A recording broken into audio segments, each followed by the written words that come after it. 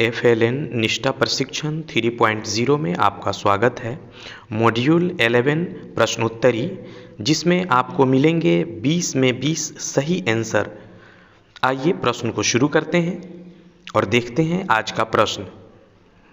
प्रश्न है, डैश प्रयोगशाला के अनुभव और भौतिक प्रदर्शन या प्रशिक्षण की भौतिक ढांचागत चुनौतियों को हल करने में मदद करता है। इसका सही आंसर है आभासी प्रयोगशालाएं। दूसरा क्वेश्चन है, कक्षा के वातावरण में डैश से तात्पर्य शिक्षकों या प्रौद्योगिकीय व्यक्तियों की उपलब्धता, ICT को संभालने में शिक्षक की योग्यता आदि से है। इसका सही आंसर है मानवीय संसाधन। एजुकेटिव एड भी एक ऐसा ओपन स्रोत टूल है जो डैश के लिए एक गेम है। इसका सही आंसर है प्राथमिक स्तर। अगला, शिक्षण अधिगम में ICT एकीकरण का अर्थ है, एक, केवल इंटरनेट और डिजिटल उपकरणों का उपयोग, दूसरा है प्रौद्योगिकी का सावधानीपूर्वक उपयोग, तीसरा आवश्यक उद्देश्यों और अधिगम के परिणामों को प्राप्त करने के लिए सावधानी के साधन के रूप में डिजिटल उपकरणों का उपयोग, चौथा है शैक्षणिक प्रक्रियाओं के लिए प्रौद्योगिकी का निर्बाध उपयोग। इसका सही आंसर है 2, 3 और 4।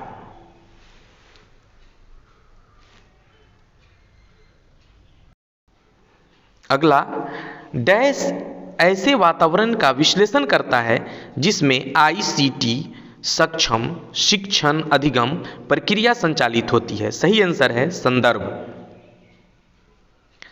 अगला, डैश विजुअलाइजेशन प्रक्रिया का समर्थन नहीं करता है जो कक्षा की स्थिति में आसानी से उपलब्ध नहीं है।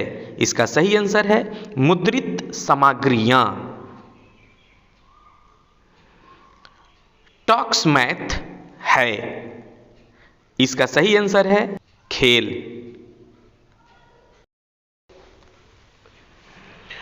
पूर्व प्राथमिक या प्राथमिक स्तर पर निष्पादित सामग्री को मोटे तौर पर ज्ञान के निम्नलिखित आयामों के अंतर्गत वर्गीकृत किया जा सकता है।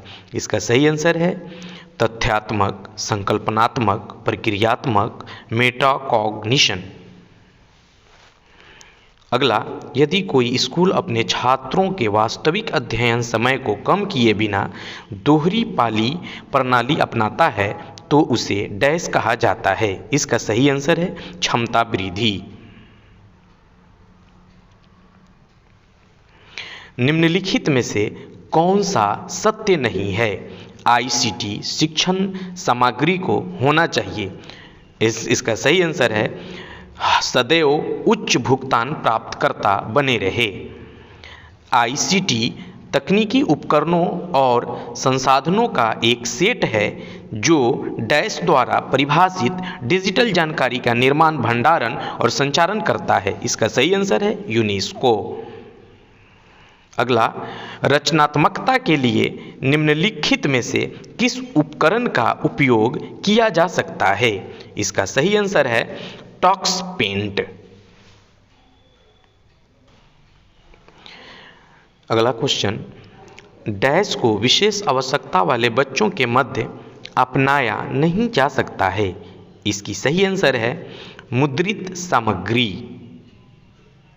अगला, टॉक्स गणित एक डैश है। इसका सही आंसर है गणित सॉफ्टवेयर।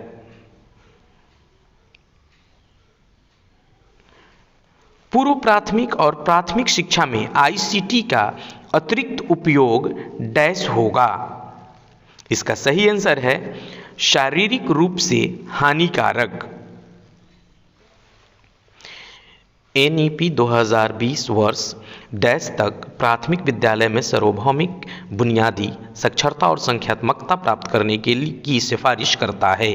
इसका सही आंसर है 2025। क्वेश्चन, शिक्षार्थी के आयाम जिन्हें ICT का उपयोग करने के लिए समझने की आवश्यकता है वे क्या है? इसका सही आंसर है जनसांख्यिकी, संज्ञानात्मक, प्रभावशाली, सामाजिक, शारीरिक। अगला, निम्नलिखित में से किस सॉफ्टवेयर में बच्चा स्टैंड ड्राइंग के माध्यम से अभिव्यक्त कर सकता है? इसका सही आंसर है टॉक्स पेंट। स्वयं का पूर्ण रूप है।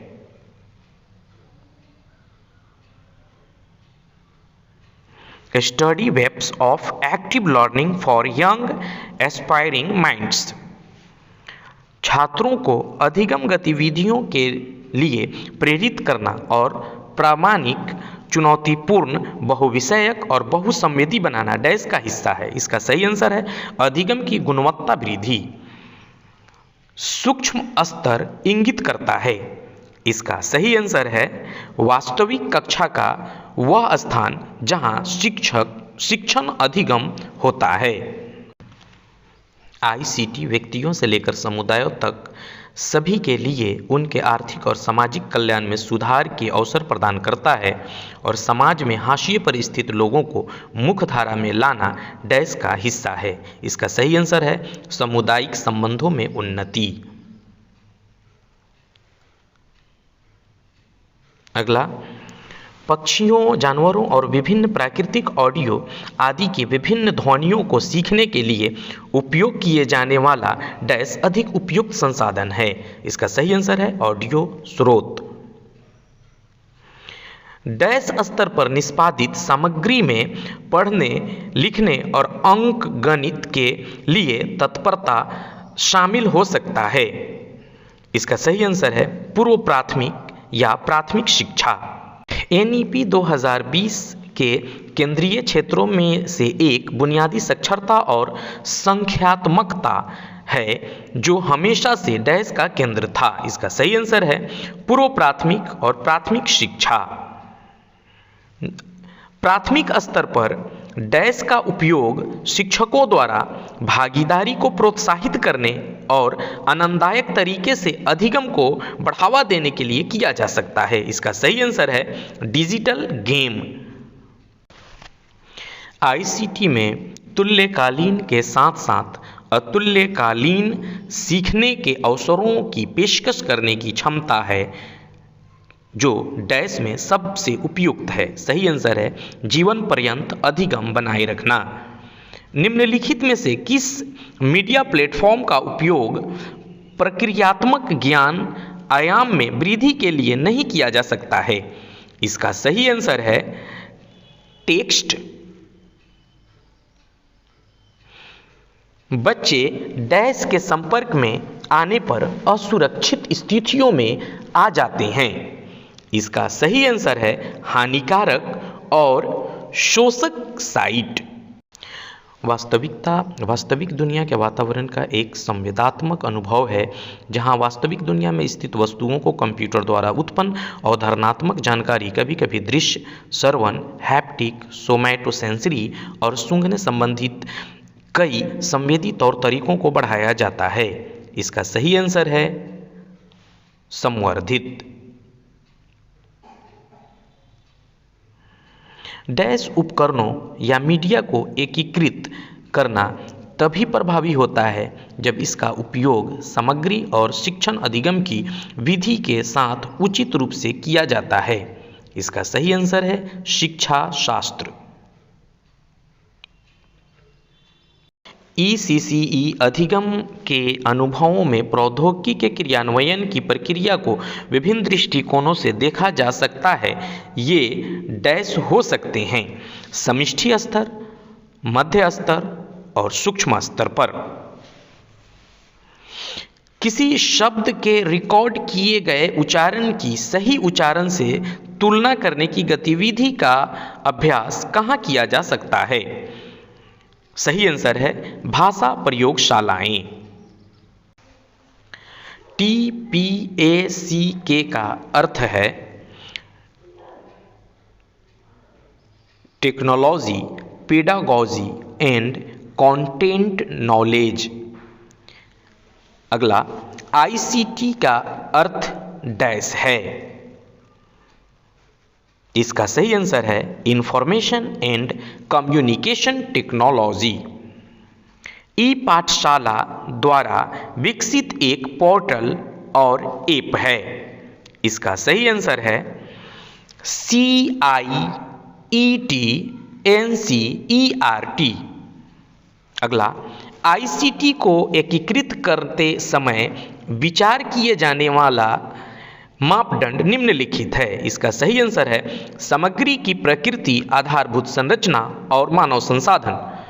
ऑनलाइन पाठ्यक्रम प्रोत्साहित करता है, एक निजीकृत अधिगम, दूसरा सेल्फ पिस्ट अधिगम, तीसरा कदाचार, चौथा आजीवन अधिगम। इसका सही आंसर है 1, 2 और 4। अगला, डैश का अर्थ वर्गाकार, आयु के संदर्भ में विविधता, संस्कृति संदर्भ, सामाजिक आर्थिक स्थिति, लिंग समानता, भौगोलिक स्थिति और प्रौद्योगिकी उपलब्धता या पहुंच है। इसका सही आंसर है जनसांख्यिकी। मूक का पूर्ण रूप है, इसका सही आंसर है मैसिव ओपन ऑनलाइन कोर्स। हमारा वीडियोस देखने के लिए आपका धन्यवाद। मॉड्यूल 12 का लिंक डिस्क्रिप्शन बॉक्स में है, वहां से हमारा मॉड्यूल 12 देखें।